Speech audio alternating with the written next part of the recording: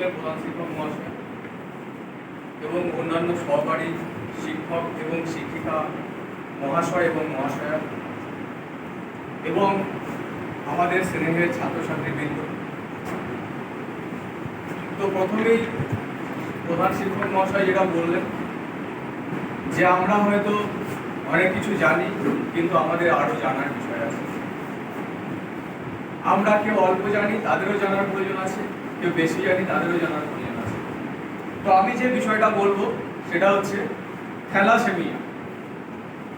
Thalassaemia কি, thalassaemia কেন হয়, কিভাবে প্রতিরোধ করা যায়। হয়তো থ্যালাসেমিয়া সম্পর্কে আমরা অনেকেই শুনেছি বা অনেকেই শুনিনি। থ্যালাসেমিয়া হচ্ছে এমন একটা রোগ, এটা জেনেটিক্যাল ডিসঅর্ডার, অর্থাৎ বাবা মায়ের থেকে সন্তান সন্ততির মধ্যে এই রোগটা প্রেরিত হয়। যেমন আমরা স্যার বললেন বংশগতি আমরা পড়েছি ক্লাস 10-এ, যেমন বাবা মায়ের কাছ থেকে জিন যেমন সন্তান সন্ততিতে প্রেরিত হয়, সেরকমই কোনো একটা খারাপ জিন বাবার অথবা মায়ের থেকে যদি সন্তানের মধ্যে আসে, সেক্ষেত্রে থ্যালাসেমিয়া হওয়ার সম্ভাবনা থাকে।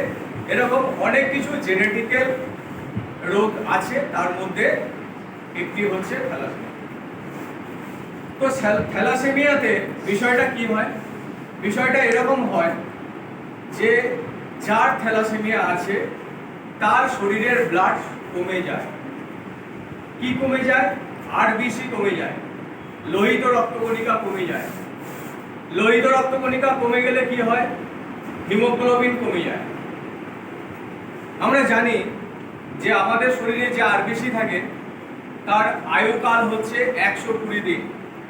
কোনো কারণে যদি সেইটা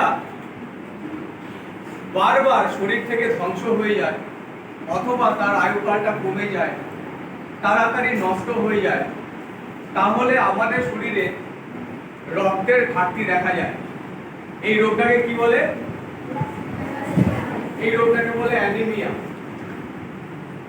বা রক্তাল্পতা। রক্ত কমে যায় কোনো কারণে, রক্তটা ধ্বংস হয়ে যায়। কিন্তু থ্যালাসেমিয়া হচ্ছে রক্তটা ধ্বংস হওয়ার দূরের কথা, তৈরি হয়। বেসিক পার্থক্য থ্যালাসেমিয়া এবং অ্যানিমিয়ার মধ্যে বেসিক পার্থক্য হচ্ছে যে অ্যানিমিয়াতে রক্ত তৈরি হয় কিন্তু রক্তটা ধ্বংস হয়ে যায় কোনো কারণে। হয়তো রক্তের আয়ুকাল যেটা সেটা কমে যায়, বিভিন্ন কারণে ধ্বংস হয়ে যায় বলে সেটাকে বলা হয় অ্যানিমিয়া, রক্ত। কিন্তু থ্যালাসেমিয়া এমন একটা জটিল রোগ যেটা রক্তটা তৈরি করতেই পারে না আমাদের শরীরে।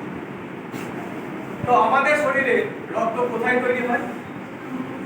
রক্ত তৈরি হয় বোন ম্যারোতে, অর্থাৎ অস্থি মজ্জা, যেটা হাড়ের ভিতরে থাকে।